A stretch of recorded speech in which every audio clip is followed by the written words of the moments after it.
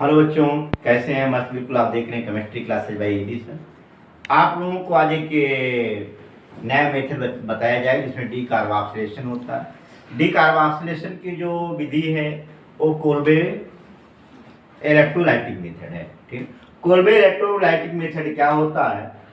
किसी भी चाहे मोनोकार्बोक्सिलिक एसिड हो या डाई कार्बोक्सिलिक एसिड हो, उसके सोडियम या पोटेशियम साल्ट का को इलेक्ट्रोलाइट कराने पर हाइड्रोकार्बन का निर्माण होता है। ठीक है, जैसे देखो मैंने क्या बोला, किसी भी कार्बोक्सिलिक एसिड, मैंने बोला क्या बोला, क्या है? किसी भी कार्बोक्सिलिक एसिड के सोडियम है ना, यार पोटेशियम ले सकते हैं ना, सोडियम साल्ट का हम क्या करते हैं? इलेक्ट्रोलाइट कराते हैं। तो उस अवस्था में हाइड्रोकार्बन का निर्माण होता है। ठीक, जैसे देखो भाई यहां पर देखो, यह आपका फ्री रेडिकल एलिमिनेशन रिएक्शन होता है। बहरहाल ये डी कार्बोक्सिलेशन होता है। डी कार्बोक्सिलेशन में डी कार्बोक्सिलेशन के प्रकार की अभिक्रिया होती है। जैसे देखो, अगर एक काम करते हैं C3CO के, यानी कि आप पोटेशियम एसीटेट ले लें या सोडियम एसीटेट ले लें, इसका हम इलेक्ट्रोलिसिस कराते, इसके सलूशन का, जलीय विलयन का इलेक्ट्रोलिसिस कराते हैं। उस अवस्था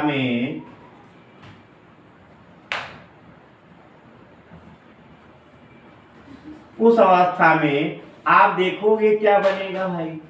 यहां पर पहला चीज देखिए, डी कार्बोक्सिलेशन होगा, KOH बनेगा और हाइड्रोजन गैस निकलेगा और CO2 बनेगा और आपका बनने वाला कंपाउंड क्या होगा? एल्केन होगा। यानी CH3 बनेगा। यहाँ पर 2 मॉलिक्यूल कार्बन डाइऑक्साइड बनेगा और 2 मॉलिक्यूल KOH बनेगा और 1 मॉलिक्यूल हाइड्रोजन बनेगा। ठीक है ना, ये जो आपका रिएक्शन होता है ये आपका एनोड पर होता है। कहाँ होता है? ये आपका एनोड पर होता है। ये आपका कहाँ होता है? कैथोड पर होता है। ठीक ना, ये दोनों कैथोड पर होते हैं और यहाँ पर एथेन और कार्बन डाइऑक्साइड जो होता है ये एनोड की रिएक्शन होते हैं। ठीक है, आप इसी रूप में आप ध्यान देंगे। अगर मान लिया जाए हम पोटेशियम प्रोपेनेट ले लें, जैसे CH3 CH2CO के ले लें, 2 मॉलिक्यूल इसका भी लेना पड़ेगा। CH3 CH2CO के ले लेता हूं, इसका हम कोल्बे वैद्युत अपघटन कराता हूं, कोल्बे इलेक्ट्रोलाइट कराता हूं। उस अवस्था में आप देखोगे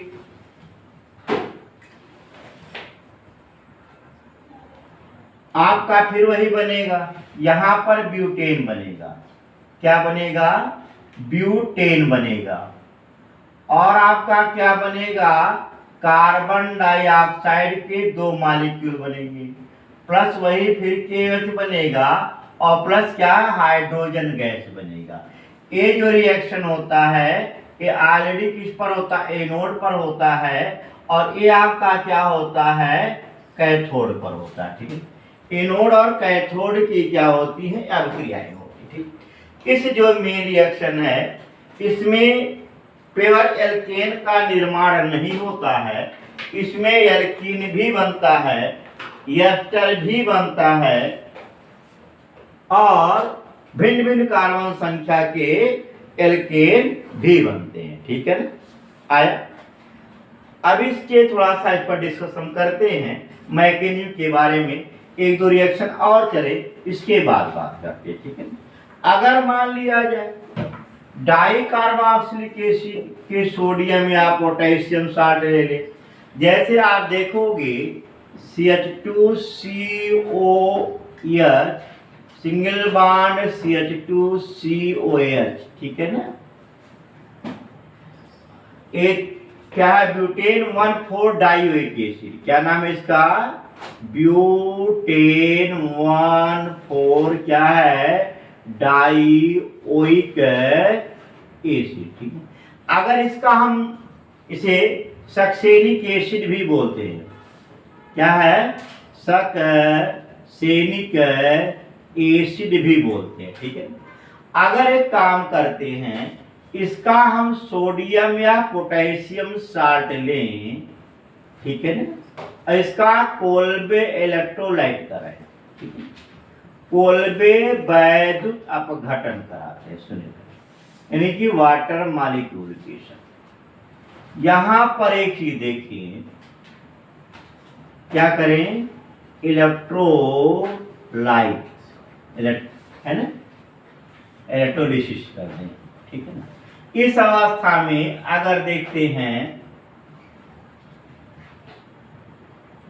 यहां पर उस अवस्था में आपका एथीन बनता है, क्या बनता है, एथीन बनता है, प्लस कार्बन डाइऑक्साइड गैस निकलता है, फिर 2 मॉलिक्यूल KOH और हाइड्रोजन गैस बनता है। अगर एक काम करते हैं, पोटेशियम सक्सीनेट के एल्किल व्युत्पन्न का अगर हम इलेक्ट्रोलिसिस कराते हैं, तो उस अवस्था में एल्कीन का निर्माण होता है। जैसे मान लो मेथिल पोटेशियम सक्सीनेट ले लें, यहां देखो COO, यहां पर आप देखेंगे CH2COK।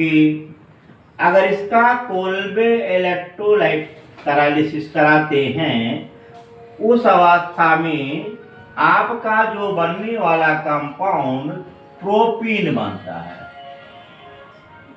प्लस क्या है,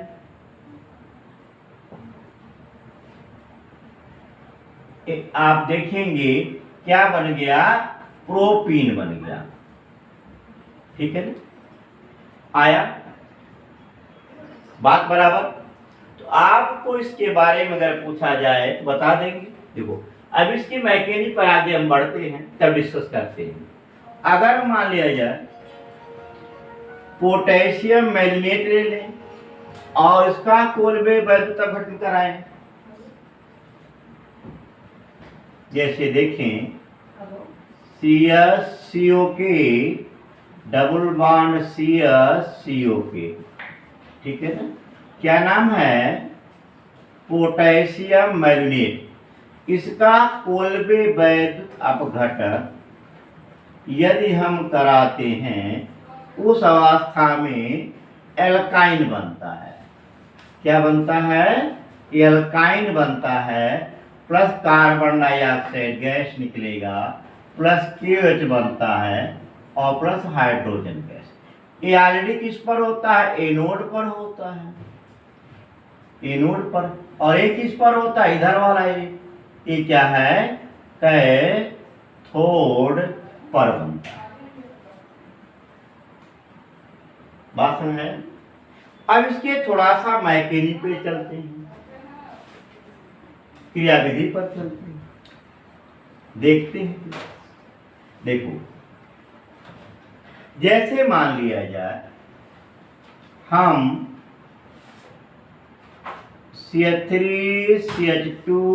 CH3CH2COK है, पोटेशियम प्रोपेनोएट का कोल्बे वैद्युत अपघटन यदि हम करा दें, उस अवस्था में जो बनने वाला कंपाउंड होता है वो क्या बनता है, ब्यूटेन बनता है। ब्यूटेन के साथ साथ अदर प्रोडक्ट भी बनता है, ध्यान दीजिएगा।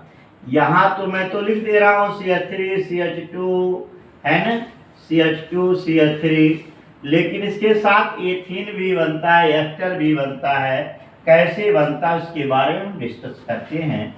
इसके द्वारा बहुत शुद्ध एल्केन प्राप्त नहीं किया जा सकता है, ठीक है ना, इस चीज को ध्यान दिए रखिए। अब इसके मैकेनिक पे आते हैं, सुनिए भाई, मैकेनिक पर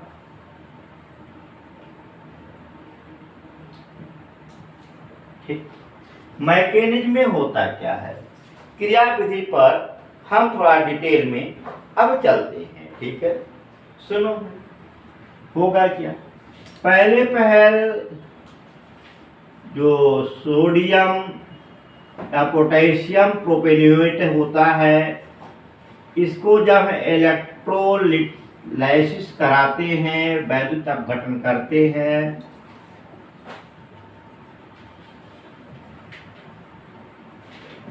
उस अवस्था में आपका जो डिकम्पोजिशन होता है CH3 CH2 CO निगेटिव और प्लस के पॉजिटिव। बात में है इतना क्लियर हुआ। अब इसके बाद अगला जो रिएक्शन होता है उस पर जरा ध्यान देंगे। सुनिए, यहां पर अगली बार में जो CH3 CH2 CO निगेटिव है, वो ऑलरेडी क्या करेगा, डिकम्पोज होगा, CH3 यानी फ्री रेडिकल में कन्वर्ट हो जाएगा, CH3 CH2 CO free radical और प्लस क्या होगा, इलेक्ट्रॉन। ठीक है, अब ये जो फ्री रेडिकल होता है, सुनिए, जैसे CH3 CH2 CO free radical.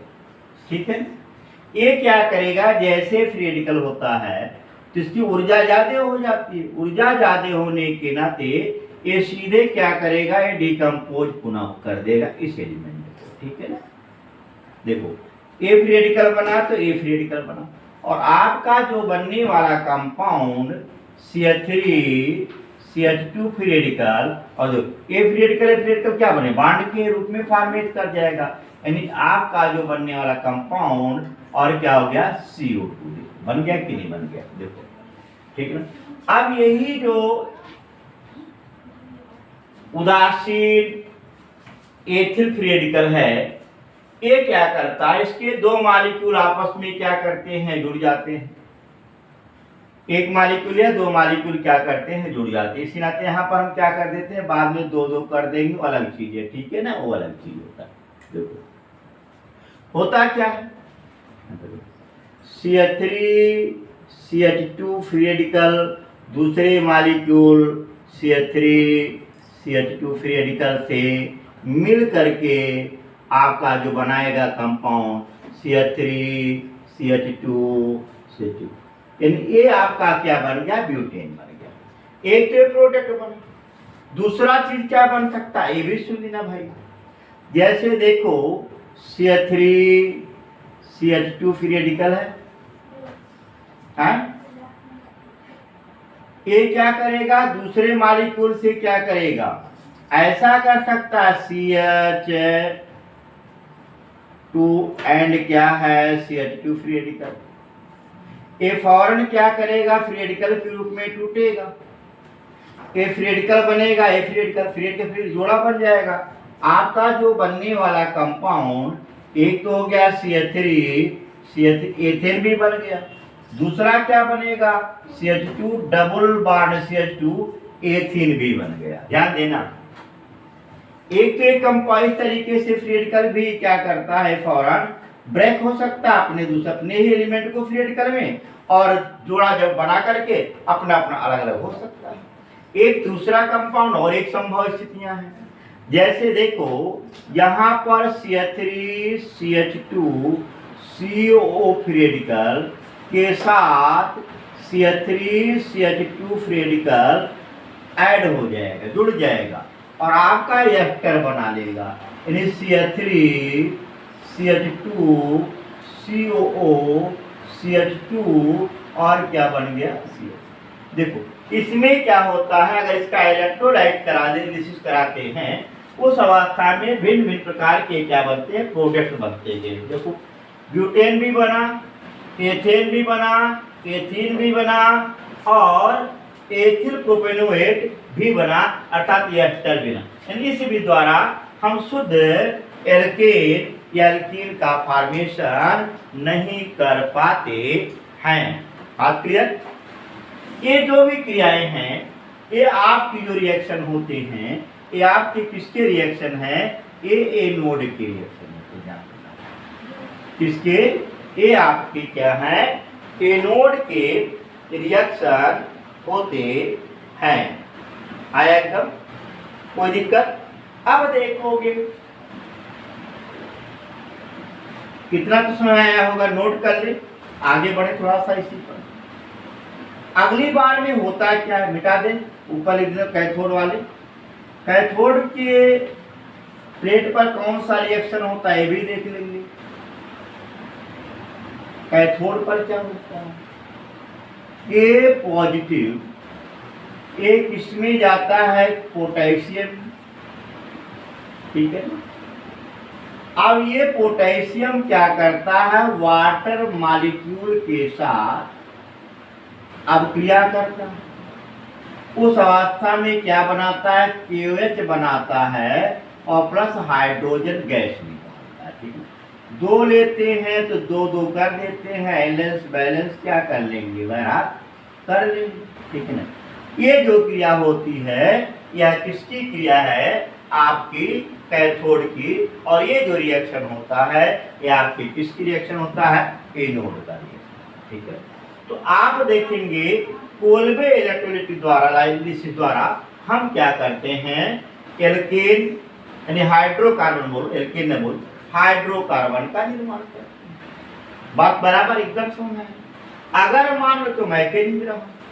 अगर एक चीज और थोड़ा सा ध्यान देंगे, सुने भाई इसके बारे में। अगर पोटेशियम सक्सीनेट या उसके डेरिवेटिव ले लो, ये यहाँ भी वही चीज होता है। जैसे CH2CO के सिंगल बॉन्ड CH2CO के पोटेशियम सक्सीनेट है, इसका हम वैद्युत अपघटन कराते हैं। HOH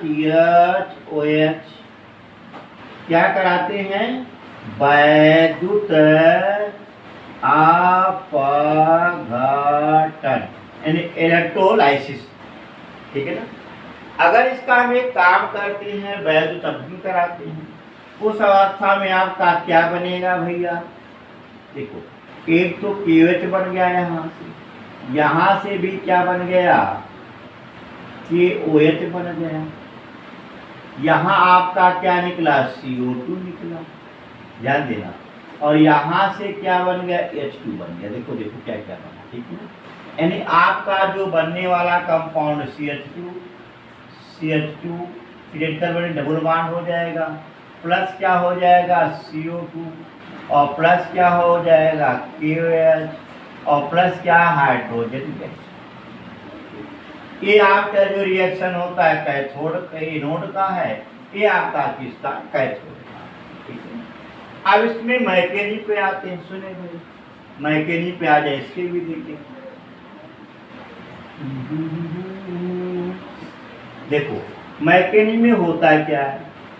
पोटेशियम सक्सीनेट हो या उसका डेरिवेटिव हो, यानी एल्किल डेरिवेटिव, उसको भी ले सकते हो।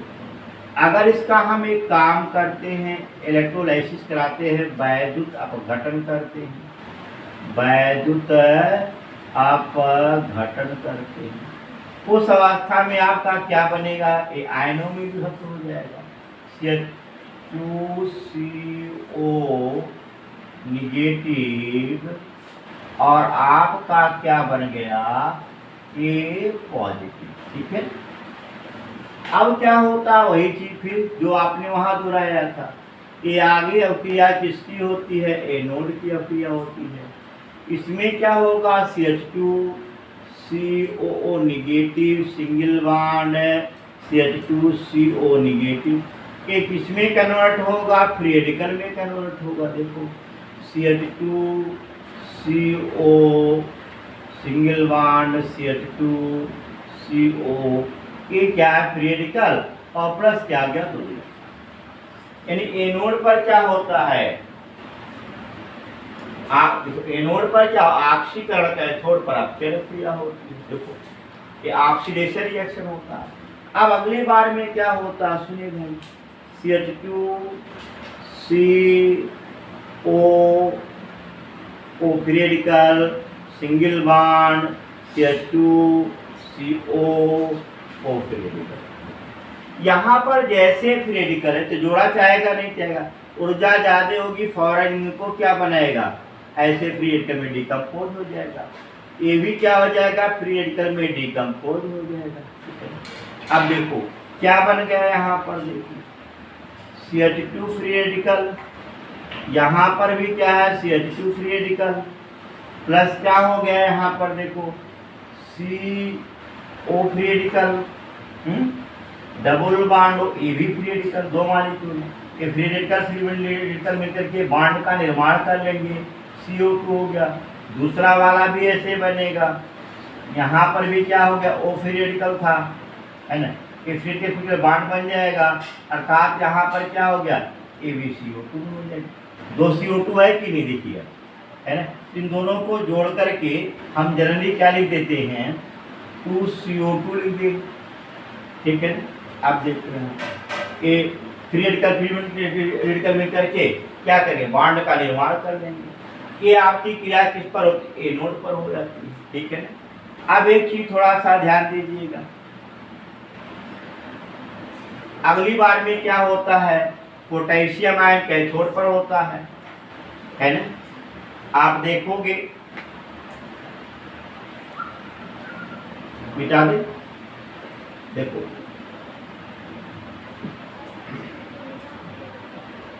अगली बार में क्या है,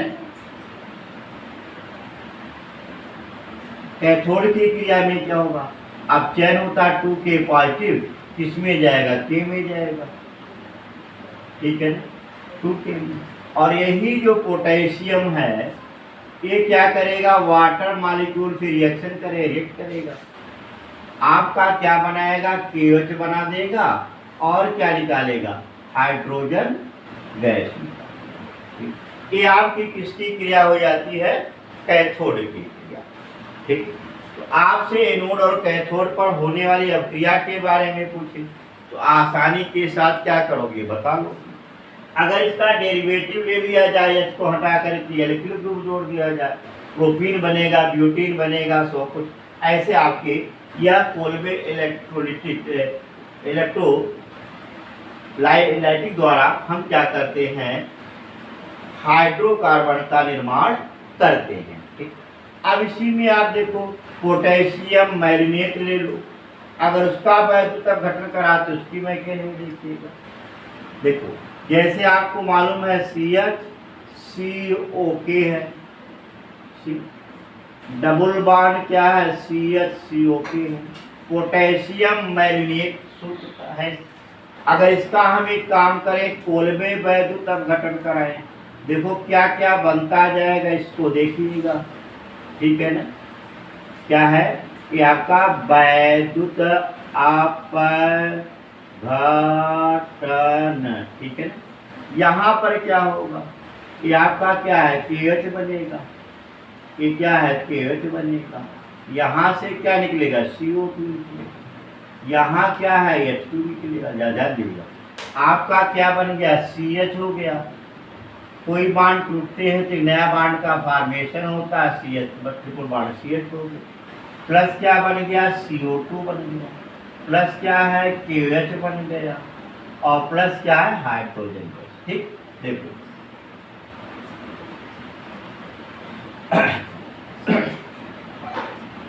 क्लियर, देखो अब इसके मैकेनिज्म पे आते हैं, फिर वही काम शुरू होगा मैकेनिज्म में। मैकेनिज्म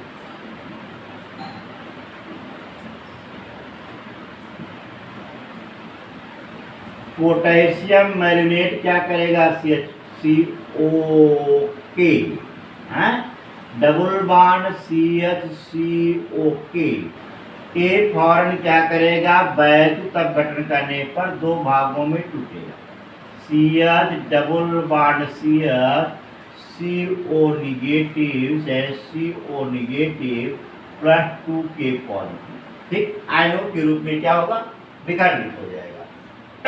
अब ये क्या होगा, मुक्त मूलक में कन्वर्ट होगा। देखो ये आपकी जो अभिक्रिया होती है एनोड की शुरू हो जाती है अभिक्रिया, CH-COK CO negative double bond CH negative, ये कन्वर्ट होगा फ्री रेडिकल में CH free radical, single bond double bond CH free radical और प्लस क्या है 2 इलेक्ट्रॉन। ठीक है ना, आया, कंफर्म हुआ। अब देखोगे उदासीन परमाणु बनने के बाद इसका पुनर्डिकम्पोजिशन होगा, क्या हो जाएगा CH double bond O free radical, double bond CH O free radical. देख जैसे फ्री रेडिकल की ऊर्जा ज़्यादा हुई, ये दोनों के दोनों क्या करेंगे, पुनः फ्री रेडिकल में टूट जाएंगे ऐसे। और ये फ्री रेडिकल बनेगा, ये फ्री रेडिकल बॉन्ड बन जाएगा, यानी कि CO2 के रूप में कन्वर्ट हो जाएगा। आपका बन गया CH free radical, double bond CH free radical plus क्या हो गया डायरेक्ट काउंट CO2 कै molecule 2 molecule, double bond O and O 2 molecule. और ये फ्री रेडिकल मिल करके और क्या बनाएंगे, बॉन्ड बना देंगे। और ये जो है आपकी क्या है, एनोड पर होने वाली अभिक्रिया हो जाती है। अगर यहीं पर कैथोड की अभिक्रिया होती है, कैथोड पर क्या होगा, फिर वही काम हो जाएगा, एनोड पर ऑक्सीकरण और कैथोड पर क्या होगा, अपचयन रिएक्शन होगा। देखेंगे कैथोड का रिएक्शन यही लिख देता हूँ। कैथोड पर क्या होगा, पोटेशियम आयन है, ये किसमें जाएगा 2K में, है ना,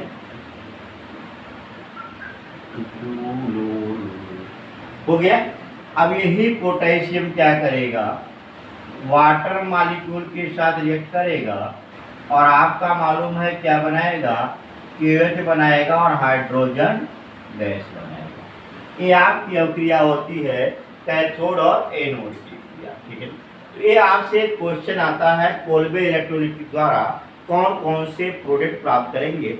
कई बार क्वेश्चन पूछा गया है, जब भी पोटेशियम या सोडियम का कार्बोक्सिलिक एसिड लोगे तो कम से कम उसके 2 मालिक्यूल होने चाहिए, 2 यानी कार्बोक्सिलिक समूह का एक्शन। देखो जैसे यहाँ CO के 2 मिल गया था, लेकिन यहाँ पर जब हम लिए थे, देखो जैसे CH3CO यानी पोटेशियम एसीटेट ले ले, इसका अकेला मालिक्यूल नहीं लेते हैं, हम क्या लेते हैं CH3CO के 2 मालिक्यूल लेते हैं। कारण क्या है, फ्री रेडिकल एलिमिनेशन रिएक्शन होता है और फ्री रेडिकल को क्या चाहिए, जोड़ा चाहिए। मुक्त मूलकों को क्या चाहिए, जोड़ा बनाने के लिए सदैव तत्पर रहते हैं। इस नाते जब भी आप रिएक्शन कराइएगा कम से कम 2 कार्बोक्सिलिक एसिड के साल्ट होंगे तभी रिएक्शन कराइएगा। यदि न भी है, एक ही है, तो उसे 2 आप लोग क्या करिए मान लीजिएगा। ठीक है, तो ये चीज़ 2 लेकर के रिएक्शन कराइएगा। ठीक, आया, एकदम क्लियर हुआ। अब इस पर छोटे मोटे क्वेश्चन आते आएंगे, उन्हें हम जब क्वेश्चन सीरीज चालू करेंगे जल्दी ही, उसी में आपको बताएंगे। और से क्वेश्चन आप लोग करते रहिएगा, पढ़ते रहिए, वीडियो देखते रहिए, चैनल को आगे बढ़ाइए। आप लोग मस्त रहिए, खुश रहिए। धन्यवाद।